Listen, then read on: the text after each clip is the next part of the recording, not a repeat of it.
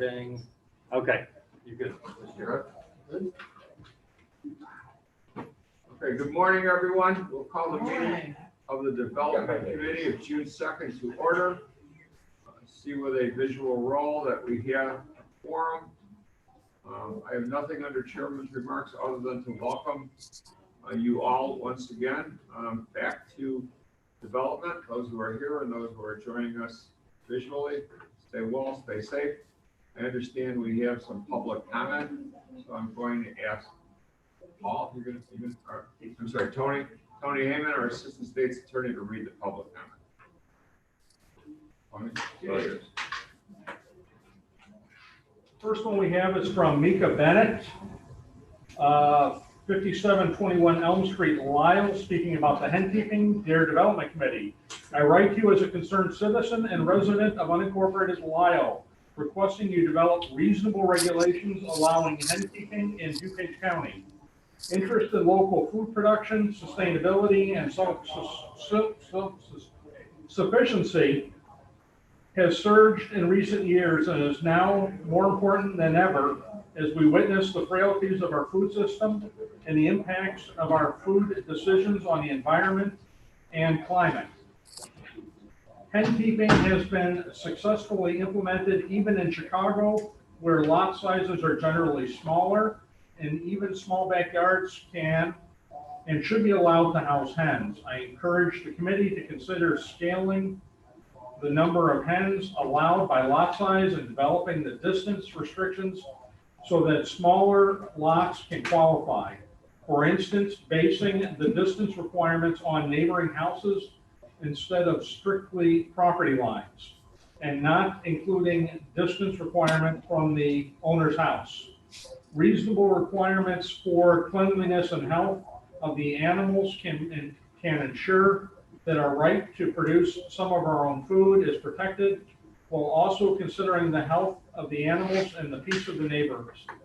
Thank you for considering my comments. The next one is from John Smith of West Chicago. Also about please allow hen keeping in unincorporated DuPage County. Please allow hen keeping in unincorporated DuPage County. We should have the same rights as 14 other municipalities in DuPage County. Hens also provide much needed homegrown sustainable food and education for children.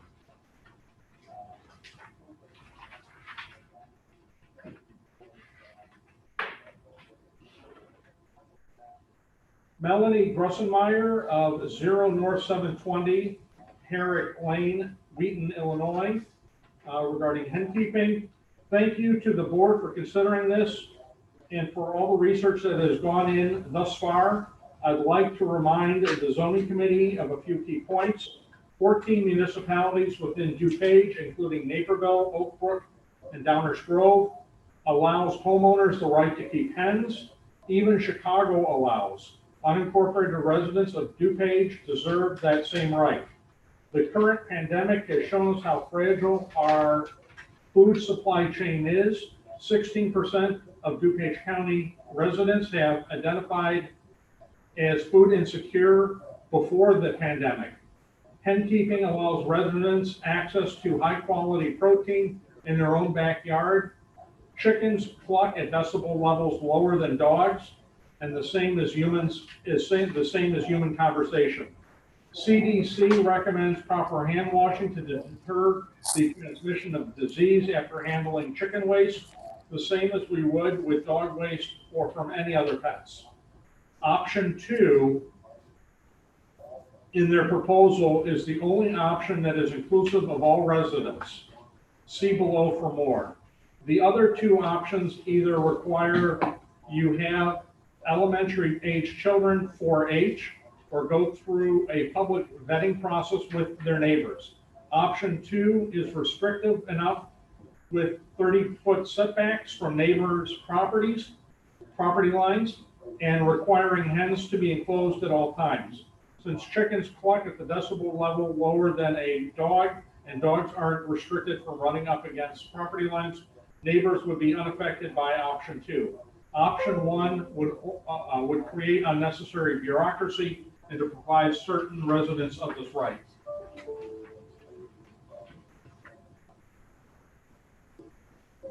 Edgar Powell just simply says record of attendance in support of hen keeping.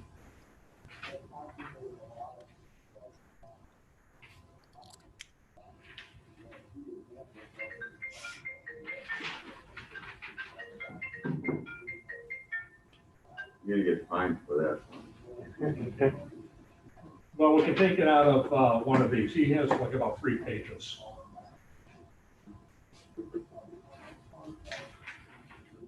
Anton Dimoff, 441 South Ardmore in Villa Park. Favor of option 2 for chicken keeping. Hello, I'm a resident of Villa Park and one of the 15 households on the pilot chicken program.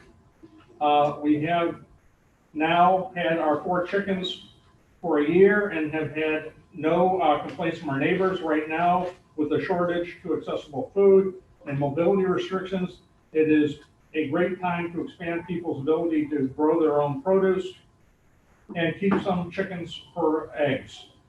We have not purchased any eggs since our chickens reach laying eggs. 2 of the main complaints people were expressing at the Villa Park meeting before the pilot program started were the attraction of coyotes and noise from the chickens. Regarding the first, I have actually set up a motion detection camera in my yard and have not seen any increase in predatory animals, though I saw a fox pass by once. I also have a picture of a fox in the neighbor's yard from before we owned any chickens. So some of those animals are just around. Regarding noise, quite frankly, our chickens are no noisier than any dog. They mostly make a little noise for a few minutes after they lay an egg. The neighbor to the right of us has 5 dogs. The neighbor to the left, 1 dog. The corner neighbor also has 2 dogs. So I have a perspective on how loud the dogs can be. I sincerely hope that you would seriously consider to allow chicken keeping for residents of DuPage.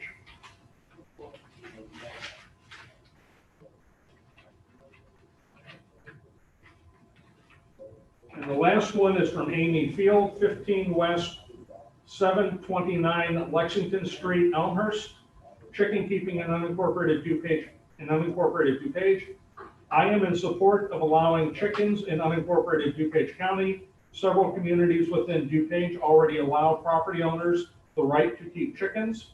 We in unincorporated DuPage deserve the same right. 9 years ago, when I searched the county website for chicken keeping regulations, all I could find was that livestock needed water and shelter 24/7. I assumed chickens were considered livestock, and I got 4 chickens. I have actually had a small flock ever since. Up until about 6 months ago, I thought I was in compliance until I joined some local chicken groups on Facebook and found that since chickens are not expressly allowed, they are disallowed. Imagine my shock and dismay. Most of my neighbors also believe we are allowed to keep chickens, as some of us grew up in unincorporated DuPage with neighbors who had chickens, ducks, geese, goats, and even horses.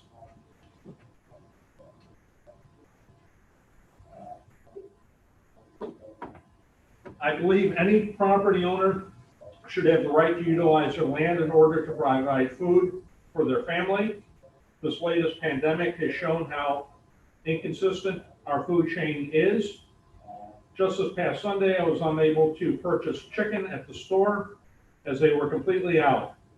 The safest food I've eaten during this pandemic are the eggs I've gathered from my own backyard. No one else has handled them. I have not had to worry where they came from or how many people have touched them or if they were stored properly. I have had several neighbors request eggs when they were unable to purchase eggs at the store, or even if they just needed some extra eggs for baking. Eggs are the perfect protein, and when other protein sources are scarce, they are very healthy. They are a very healthy way to feed my family. With proper care, chickens make a wonderful addition to the backyard and are no louder than people having a conversation. Chicken antics are funny to watch, and a wonderful way to relieve the stress of the day. Chickens eat a lot of bugs, including disease-carrying ticks and mosquitoes. Chickens are good for your soil. By scratching around, chickens loosen up the soil and they add their own fertilizer to the yard. I've rejuvenated lawn areas using the chickens in a chicken tractor, and as a result, my grass grows beautifully. Chicken waste is an excellent fertilizer for all plants, vegetable gardens, and soil. I have reviewed the 3 different proposed options for hen keeping in unincorporated DuPage, and I would like to suggest the following revisions for the second proposal. 1, base the number of allowable chickens on the square footage of the residence, as there are too many different size lots in unincorporated areas to be able to state a single number. For example, I would think 1 chicken per 1,000 square feet of lot footage would be sufficient. Allow chickens, this is 2, allow chickens free range and fenced in yards. They are much healthier when they are allowed to forage for their own food, take dust baths, move to sun or shade, or take shelter in or out of the rain as they see fit. 3, allow a rooster for a certain number of hens or per footage. A rooster is good protection for the flock and will give a homeowner the ability to have a self-sustaining flock. I would argue that roosters are not any louder nor more frequent than man-made noise pollution we hear from sirens, airplanes, trains, nearby sporting events, trucks, and cars every day. In closing, I believe that common sense chicken keeping should be a right of homeowners in unincorporated DuPage County. Thank you. That's it. Done? Okay. Thank you, Tony. Thank you all to all those who participated in the public comment section of the meeting. Moving on, we'll move to approval of the minutes. I'll entertain a motion to approve the Development Committee minutes. Second. 17. There's a motion by. Quiet does help. Are they even getting people to come stay with them? Quiet, please. Approve. There was a motion, Sheila, I remember Rutledge, I think, and second by, was it member Ozak? Second, yes. Member Chaplin, okay. Any additions, corrections, or deletions? There being none, all those in favor signify by saying aye. Aye. Aye. Minutes are approved. Moving on to regulatory services, and the only action item, entertain a motion to move for discussion on action item T1-20, the text amendment to the county zoning ordinance relative to allowing hens on residential zone properties. This would be a request to proceed with the Zoning Board of Appeals public hearing to consider proposed text amendments to the DuPage County zoning ordinance relative to chickens. Second. Who made the motion? No. Sorry, Sheila. So moved. Sheila made the motion. Second. Okay, all right, that was a motion and a second. I'm going to turn it over to Paul to give us a little bit of an overview, but just so everybody understands, and I'm sure Paul's going to get this to us, what we're talking about here today would be a mandate, if I understand it, or a direction to the Zoning Board of Appeals to have a public hearing on the issue of chickens. Then the Zoning Board of Appeals after that would refer the matter back to this committee, at which point we would then deal with the Zoning Board of Appeals like we do with all other types of cases, and then make a recommendation to the county board. If I'm wrong, Paul, please tell me. Okay. With that, I'm going to turn it over to Paul. So, thank you, Mr. Chairman. You have in your packet a couple of documents. The first document is the memorandum that includes some general information about why we're bringing this to you. Also, some history of code enforcement of chickens in the county and some of the research that we've done. On page 5 of your agenda packet, we've got an Exhibit 1 that lists where we would put proposed regulations in the zoning ordinance. And then on page 15 and 16, we've got a memorandum to the file that staff has created based on our conversations with all the municipalities in the county that we spoke with and our Collier County partners about what they discovered when they were engaged in activities for changing their ordinances to either allow chickens or not allow chickens. And then we have on page 17, the village of Bartlett, which does allow for certain types of chickens, their application for permitting chickens. That's on both page 17 and 18. On page 19, we've got an application for non-agricultural chicken keeping for the county of McHenry. And then the last set of document, or the last document is, looks like 4 pages, starting at page 20 of our research, where we spoke with all the municipalities and all of our Collier County partners in terms of what they have done. The way staff has formatted this conversation is to talk about the issue, whether or not to allow chickens at all, to allow them as of right, which means that you would not need any special zoning entitlement. It would be a permitted use in residential, single-family zoning districts. Or third, to allow them by some sort of zoning entitlement. That's by usually conditional use, or we would propose, if you're going to go that route, would be a conditional use, not a variation. The second part of the discussion is if chickens were going to be allowed, to talk about the operations of allowing chickens. Containment, limitation, containment meaning where they could be on the property and how they would be contained in the property. Coops, fencing, limitations in terms of distance, how far they need to be from adjacent property lines. The numbers, how many chickens we would be looking to have on the property. Type of chickens, whether they be hens or a combination of hens and roosters. And whether, and lastly, if the use were going to be allowed either by right or by some sort of zoning entitlement, would it be allowed for eggs only and that there be no slaughtering of the chickens on the property? Those are the parameters for which we developed the text amendments and that we moved our research forward on.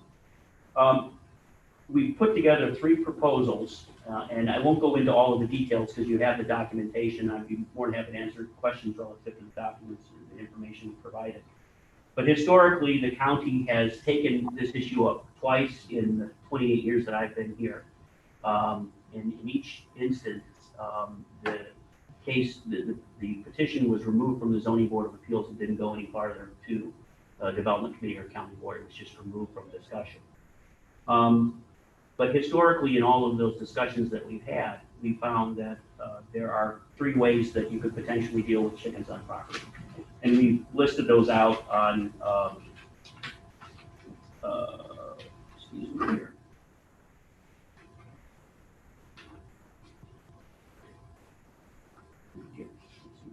But I'll just go over briefly. Either allow chickens by right, which would mean allow chickens, and we're suggesting at the very most just hens, no roosters in a single-family residential zoning district. And just to be clear, this would only be single-family residential. It would not be in multi-family residential zoning districts.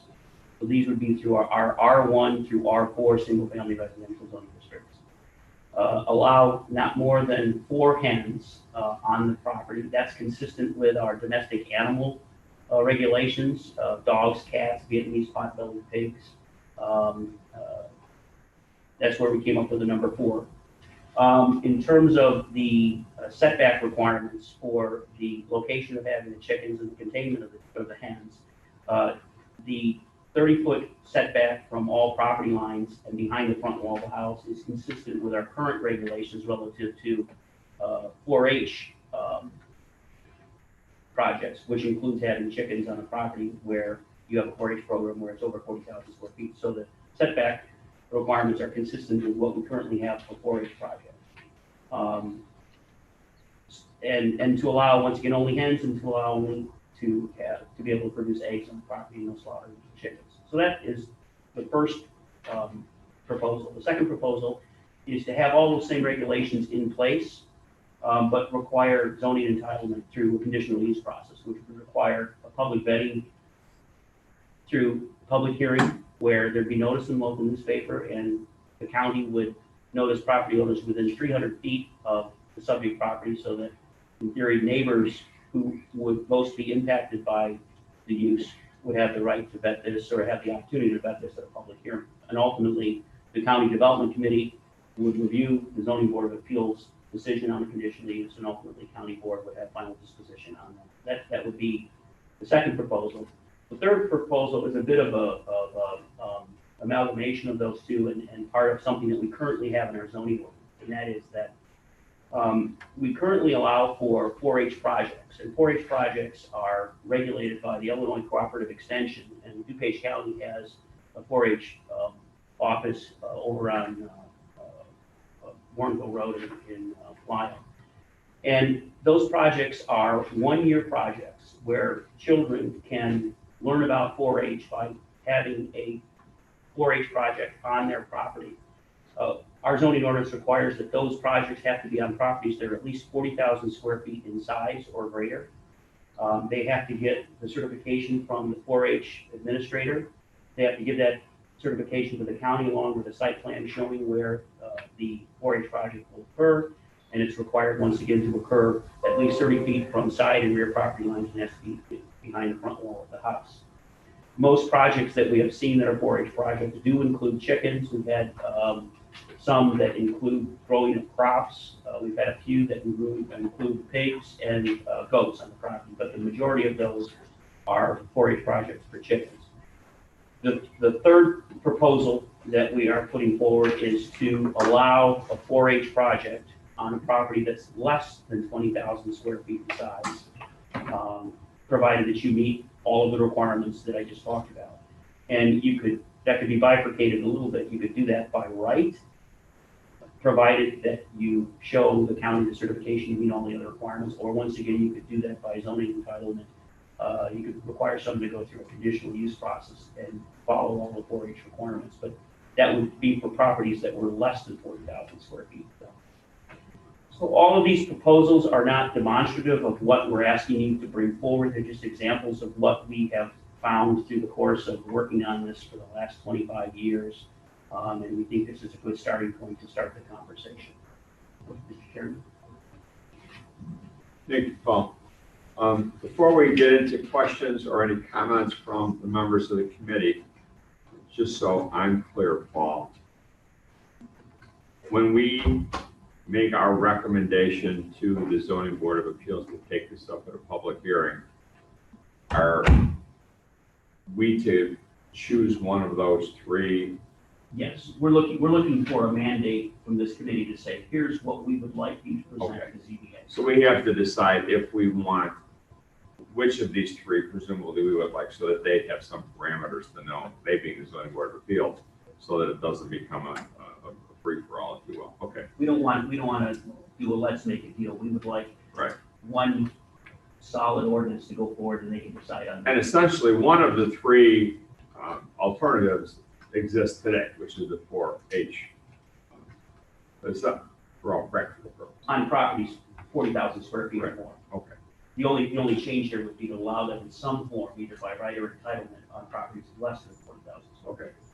So because we're kind of moving off with this discussion of the 4-H, maybe to capsulize it a little bit, we're really looking at making this a matter of right, meaning people can do it with certain parameters. Again, the hens only 4 hens, single-family residential areas with certain setback requirements consistent with 4-H, or the second alternative being zoning entitlement with all of the conditions that you would have if it were a matter of right. So that being said, I'll open it up for any questions that anybody has, and I'm going to move first to Member Rutledge.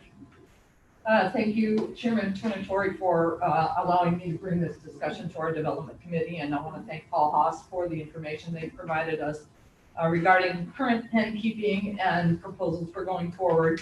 I understand this issue's been presented to the board on several other occasions, but I believe now, in the midst of a pandemic and a lot of civil unrest, it's now time to institute a hen keeping ordinance. More and more people are realizing that food locally sourced is better for our environment, and hens can greatly help that.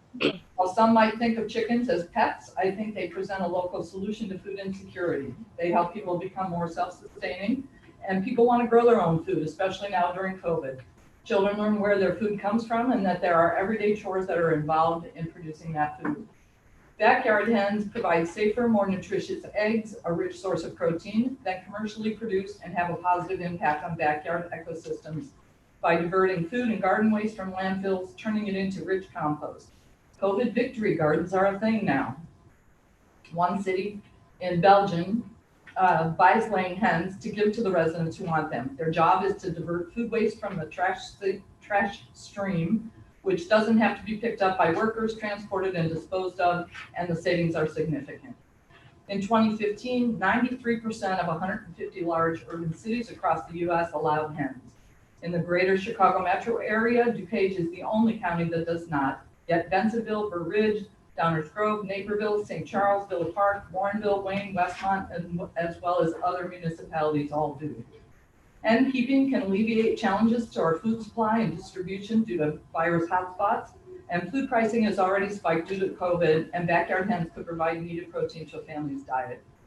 Already, record unemployment means that many in our community are turning to food banks and local charitable food giveaways. Last Saturday, I helped with the drive that gave away 42,000 pounds of chicken. People are hungry, and this could help in a small way. Hunger in DuPage in 2018 was 62,000 people, with 14,000 being children. I can only imagine what that number is now. In this time of pandemic, unemployment, food insecurity, and even citizen unrest, it's time to allow those who choose to have hens to have them. It's happening already, and I don't think having our citizens be scofflaws is good policy.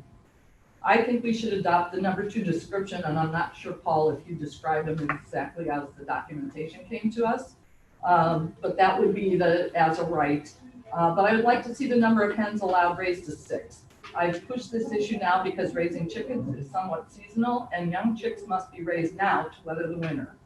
I have spoken to a couple of officials from other municipalities who allow hens, and the complaints have been few. So with that, I would urge all of you to at least move this forward. Thank you. Thank you. Anyone else wish to comment? Yes, Mr. Chairman. I see member Desart's hand up.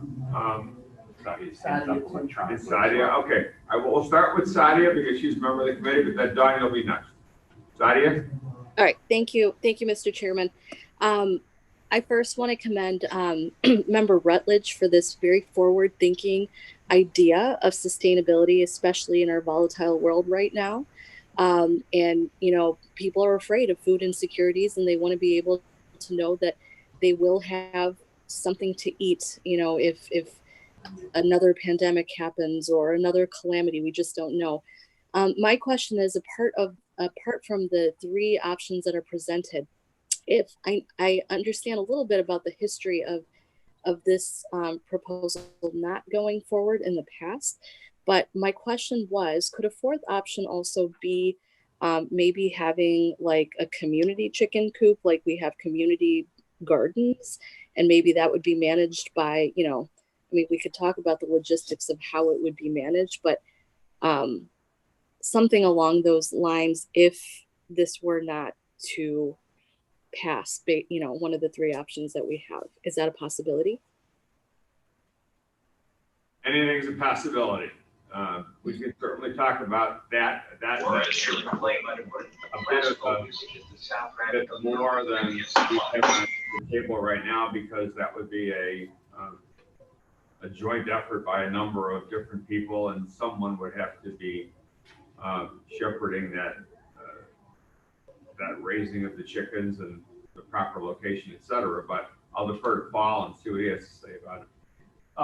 The chairman's correct in that analysis. I will tell you that we practically do have community farms where we have properties in unincorporated area where because of the size of their property, they're 5 acres or more, they are allowed by our zoning ordinance and by state statute to have a farm on their property. And we have in several areas throughout the county, I can think of offhand probably about 10 properties where in the midst of a residential neighborhood, we have a community farm where they are raising chickens and cows and ducks, and they are providing eggs for their neighborhood. But they're able to do that because they are considered an agricultural use.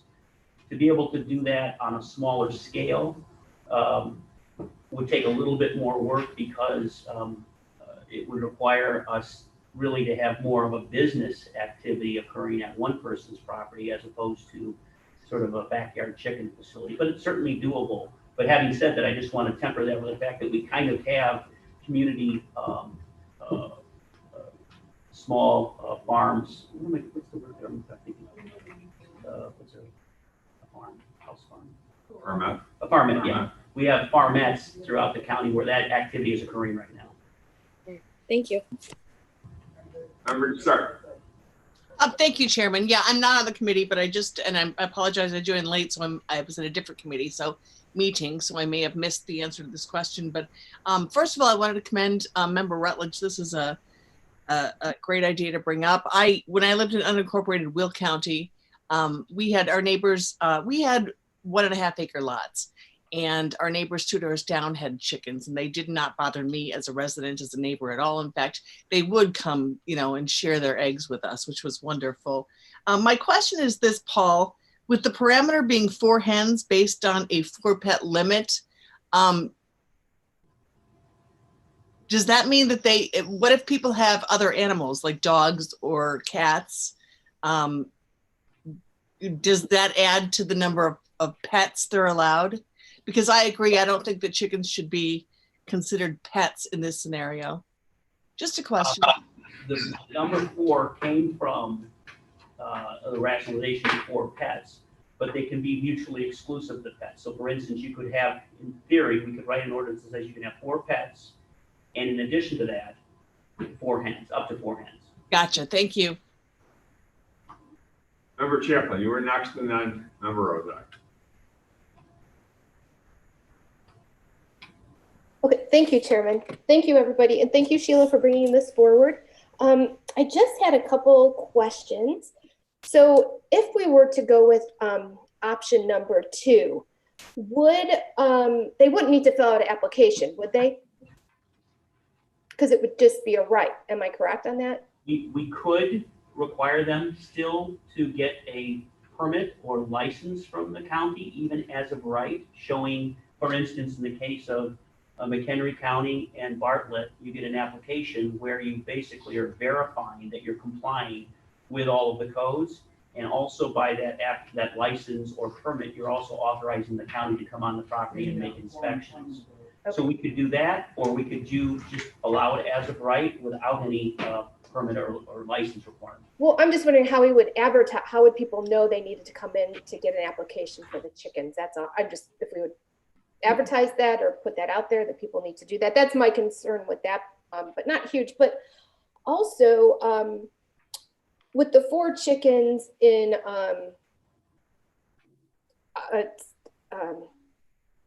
what do you want to call it? Proposal number 2. Could they get a conditional use permit to add additional chickens? I mean, would that be a possibility? Could they? I guess anybody could ask for a conditional permit anytime for anything. Would that be a possibility? Because I know some people do have more than 4 chickens. Well, a couple of things. Once again, anything's on the table, but if, for instance, the board went with 4 chickens, and if someone wanted to petition, and you're allowed 4 chickens. If someone wanted to petition to have more, in theory, that would be a variation request. Okay, variation requests are a little bit problematic because variations run with the land.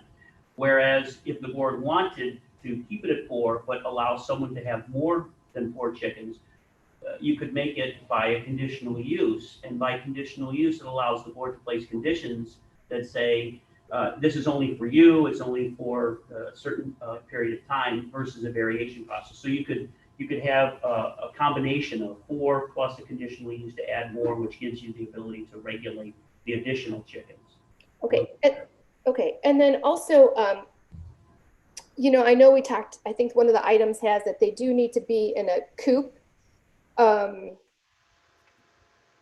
But the woman that gave the public comment, you know, if they are in a fenced in yard, would they necessarily need to be kept in a coop? Because I know, you know, like she said, free range chickens running around, you know, in the yard and things like that. I mean, could we have it as a fenced in yard, or, you know, they had to be contained in the yard somehow, either by a fenced in yard or a coop? Well, it could be either or. The one thing that we're talking about is that any enclosure, whether it's in a fenced in area or inside of a building, would have to meet certain distance requirements. We're proposing that it be 30 feet from all sides of your property lines. But if you chose to not have a building, you would still have to contain them in a fence, and the fenced area would have to meet the distance requirements. And you could have both, but you couldn't have neither. Exactly. Well, that's what I was wondering. I'm saying if you could have a coop but a fence, and they could run around in the yard, as long as they're in that 30, excuse me, that 30-foot perimeter, and you know, they don't have to be necessarily just always in that coop. Our research has found too that in talking with municipalities and some of these farm owners is that in order to protect the chickens for the purpose that most people want them on their property is to have the eggs, is that they want to have a building for a couple of reasons. They want to have a place for the hens to lay those eggs, and those eggs would then, the eggs and the hens would be protected from predators that might be able to get inside, versus if they're free range, predators can get in there. In addition, it helps with the noise a little bit, even though hens obviously are a lot less noisy than roosters. They're, as you heard some of the comments from the people today, is that hens do make noise when they lay eggs, but that noise would be very contained inside a building when they're laying those eggs. So that's why we have the building in here as well, because we find that that's usually what people do anyway, who are at the eggs. Thanks so much, Paul. Appreciate it. Thank you.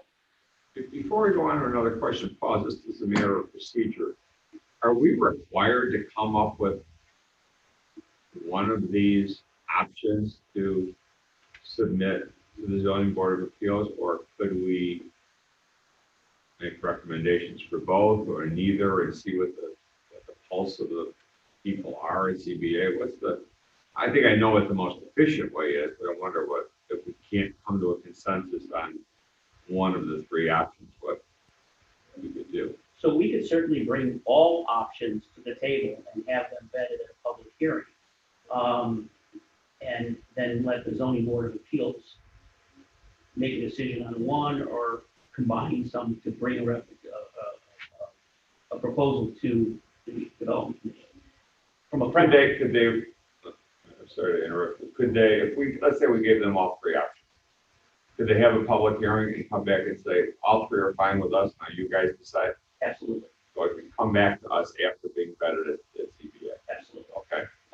The reason that we talked about this earlier is that we're looking for a mandate for one is that typically the Zoning Board of Appeals is the cleaner process. Right. But certainly we could do it the way you just mentioned.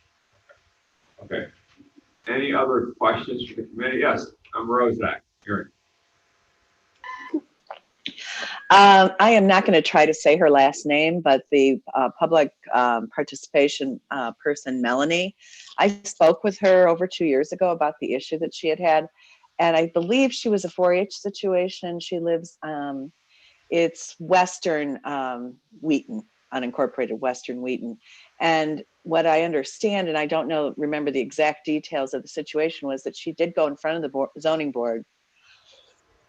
Pardon me. She went in front of the zoning board, and I think she had a 5-0 in favor of whatever exactly it was she wanted to do with the family's chickens. And then when it got to the county board, I believe Member Chaplin was the only one who voted in favor of it.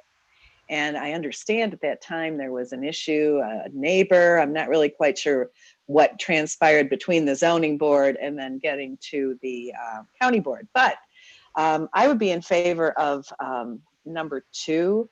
allowing by right with the option of going for a variance if you wanted more, because there is going to be neighbor situations. There was in her particular case. That's why a community coop of some sort is not going to work, because you'd have to have an economy of scale and you'd have to have quite a few chickens, and you would then engender the type of neighbor response that this woman faced. So I could see number 2 being our best option here.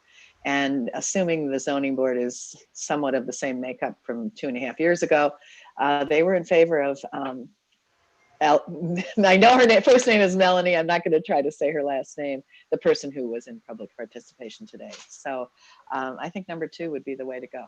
Thank you. Any other questions or comments from the committee? Mr. Chairman, Yes. this is Member Hart. Sorry, I can't raise my hand because I don't have video today, but I just wanted to thank Member Rutledge for bringing this up as well. I think it's about time that we revisited this issue, and I would agree with Member Ozag. I just to speak my mind would agree with number 2 was well of a variance potential for additional chickens. Thank you. Thank you. Anyone else? Okay. My feeling is, wow. I'm sorry, Mr. Chairman, I just need to interrupt for one section. Sure. I'm looking at the packet here.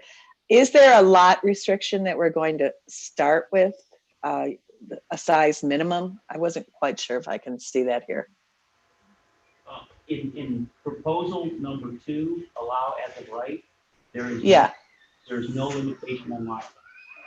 The only thing that would mitigate, in theory, would be the setbacks and containment, but there's no limitation on lot size in as of right proposal. Okay. 150, I'm thinking of my own property, which is 100 by 200. So you're almost requiring a half-acre lot, I think. Well, it's a 30-foot setback for the back. It would be 30 foot in the rear and 30 foot on the side. The back lot line, okay. Would be And 30 to the side, and then 150 from the front property line. Correct. Okay, so that's so really it's 180. You have to have at least 180 lengthwise on your lot. And sorry to interrupt, but to be clear, the only reason that we've chosen those numbers are those are the numbers that are in the statute for agricultural use and also in the 4-H for 4-H. Okay. So we have a starting point there. That doesn't mean that we have to stay with that, but that's a good starting point that has worked for agricultural uses and for 4-H programs. Okay. Because I have a half-acre lot, but many lots by me are much less, half of that. So for instance, my neighbor's lot is 20, I think it's 50 by 200. So they would still be able to do it because they would have the length of the lot. I'm just concerned about, I'm concerned about density in neighborhoods. Go ahead. I'm sorry, Mr. Chairman, Member Chaplin would like to speak next. Mary? Yeah. I'm sorry. I'm finished for now. Thank you. Oh. Number 2. Well, I was just gonna say, this is just for the unincorporated area? Only unincorporated. Yeah. Only unincorporated, so it doesn't affect the neighbor, your neighbor, your neighborhood. So it's just, and I think most of the lots in unincorporated area are half-acre or large or big, most of them are at least a half-acre, if not larger, so. Generally. Yeah, generally, right. Okay, thank you. Thank you, Mr. Chairman. Anyone else? Sure. Anyone else? Okay. It appears that the consensus of the committee would be some type of mandate to the Zoning Board of Appeals for a matter of right.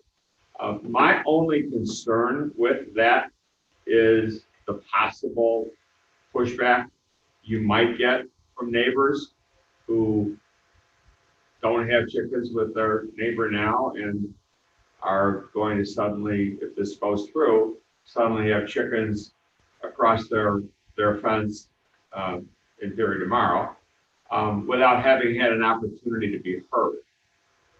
While I appreciate the rights of property owners and I appreciate those who want to eat their own cultivated chickens, I do just wonder whether or not, and I'll defer to Paul and staff about how they think that a matter of right may or may not be accepted by the general unincorporated public. I would think that if we were to enact number one with pretty much the same parameters as number two, yes, there'll be another step for people to do what they need to do, which would be to come in and ask for the conditional use. But if the consensus of the zoning board of appeals and this committee and the county board in general is to open up the rights for chickens, I think the only thing that would stop that person would be a neighbor who is vehemently opposed or a group of neighbors who are opposed to it for whatever reason. And that could be because the neighbor asking for the conditional use may have a history of noise or whatever, not taking care of their yard. We don't really know. As we all know, some of these properties and homes in unincorporated areas can be in significant states of disrepair. We've seen it with the Clean and Lean program. My concern is you take a parcel of property with a house that's got a garage and a bunch of stuff on it, for lack of a better word, and now add a chicken coop to it, and you're going to have some issues with neighbors, which will be exacerbated by the chickens in the chicken coop that might not have been there just because they got a couple of little cars in the garage. So I'm just a little bit concerned about neighbors and neighborhoods having some context in the conversation and getting a seat at the table to be able to voice their opinion if someone's interested in having 4 hens or any number over that. So that's my only concern. Doesn't affect me personally. I don't live in unincorporated areas. I understand some people feel strongly about it, but I do have some concerns about the rights of neighbors here. Paul, any comments or thoughts on? I will tell you that irrespective of which item you choose or a combination thereof, whatever public hearing that we do have before the zoning board of appeals, we have a policy that we will notice of every municipality. So every municipality will have the opportunity to weigh in. We will post notice in the Daily Herald and in some of the local newspapers further south where Daily Herald isn't circulated. I think the Patch is one of them.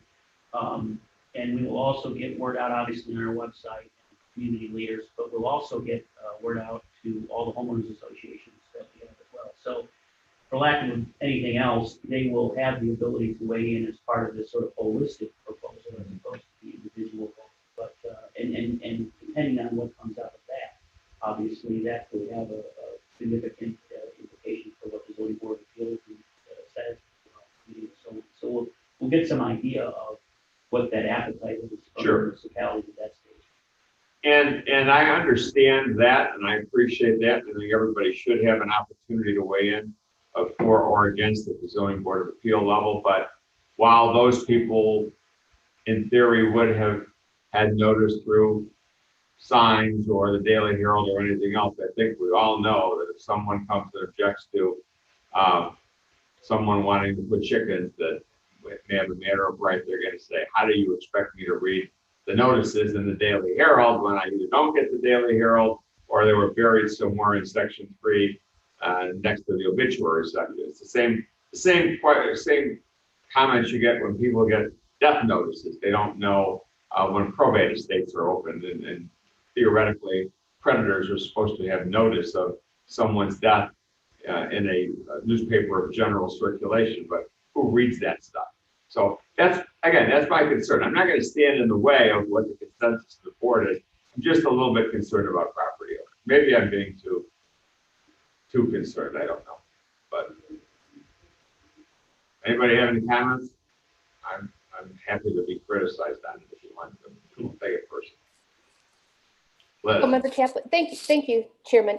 So, well, Chairman, would you like to send all 3 items maybe to the zoning board, like we said earlier in the meeting, and have them maybe vet it and have public comment come in and see what the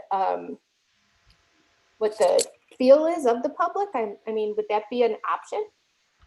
Well, I think that regardless of, I don't think it would change, again, the public's, a particular neighbor's concerns, because the same issue would be, how would they know about a zoning board of appeals meeting if they don't read the Daily Herald or don't get it? But I do think, and that was going to be one of my follow-up questions with Paul, is do we want to limit this to a matter of right or conditional use to the zoning board of appeals? Are they limited to it if we only send them one option? Or is it better to say, these are the 2 options we've talked about. The consensus is maybe this one, but we're open to another. Can we do that and give them the right, or do they have the right to make that decision on their own, even if we only send them one option? Oh, absolutely. And I think you've got 2 questions. The first one, I do. you can send them all 3 options or 2 options or 1, and say to them, we'd like you to consider, one of these or a combination of one of these. I think the one thing that you do enjoy when you do that is that whoever shows up at the public hearing will be able to weigh in and inform the opinion or the consideration of the zoning board of appeals. And as opposed to just giving them one option, which you may not get a lot of feedback on. So certainly if you send all 3 options to them and said, here are 3 that we want you to consider based on the public testimony and the information that you received at public hearing, please come back to us with either one of the options, or you can, like you said earlier, send all 3 back to us and say, we think all 3 are good. We think one might be better than the other, but based on the testimony that was at public hearing, we found that, say, for instance, the conditional use process had more of an appetite from the citizenry that came out and spoke at public hearing, or the municipalities that weighed in as part of the public hearing process. That might be a good way about going about this, because it allows the vetting of all 3 proposals as opposed to just one. Okay, and I don't want to get too into the weeds with process, but that's just the way my mind works. If we were to send 3 options to them and they came back with one and our committee didn't like that one, wanted to go with one of the other 2 that they didn't recommend, could we do that on our own without having to send it back to them? Yes.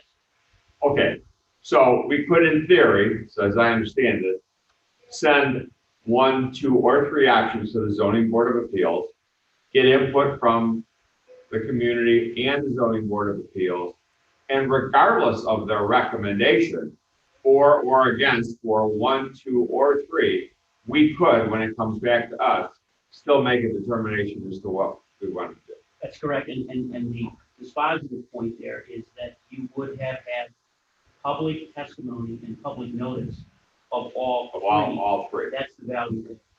Okay, I happen to like that idea, Member Chaplin. I don't think it solves the problem that I was talking about people not hearing about it until it actually happens. But I think that if at least there's some options to be discussed, that you can always go back to that cranky neighbor who doesn't like the chickens and say, you had plenty of opportunities to weigh in on this in the past. So I don't know. The sense of the board, the sense of the committee, rather, I'm more than happy to go with whatever the committee feels is the best way to go about it. Now, one more question. If we only gave them one option, does the zoning board of appeals have the right? Well, I would presume they have the right to cut and paste that option any way they want to, right? And they could end up coming back with something that we didn't send them but talked about today, or something entirely different. Well, the option that we send them, let's say we sent them just one option, we would have codification, we'd have codes and section numbers that we'd be asking them to amend. So they'd have to stay within that. So it's up or down on what we send. Correct. Okay. Whereas with 3 options, when you look at the proposed text amendments, we've put all 3 options in the text amendment, so they're all in there. So by going to 3 options, you will once again have had public notice and public vetting of everything. So when it came to the Development Committee and County Board, no one could say that we didn't legally hold the correct public hearing and the correct notice. We've given all 3 options available. But if we only gave the one option, let's say a matter of right, and for whatever reason that was voted down at CBA, when it comes back to us, we could, as we've done many times before, a number of times, overrule CBA and agree to that option. And agree to just that option. Just that option. Yes. Okay. But say, for instance, you wanted to take up one of the other options, you couldn't do it. You'd have to send it back to the zoning board of appeals. So I think this is again I think by sending them being the ZBA multiple options, it gives us, well, correct me if I'm wrong, it gives us greater flexibility when it comes to back to us from ZBA. Yes, both technically, practically, technically, and most importantly, legally. Okay. You notice everything. Okay, I'm not trying to impose my will here. I'm just throwing some stuff out. So, Liz, Mary, Greg, Sadia, comments, thoughts? This is Greg, Mr. Chairman. I think that makes sense to me. I think that's the best way to go about it for now, and provided we can always make our own decision, which we can, I'd be comfortable with that option. I agree, Mr. Chairman. Who is that? Sadia. Okay. Mary, Liz, what do you think? Yeah, Member Chaplin, I agree. Thank you. I'm fine with that. Thank you. Okay. Okay. Well, it seems to be I'm sure Sheila will be okay with that as well. It seems to be the consensus then that we would send all 3 options. Presumably that's what we have, right?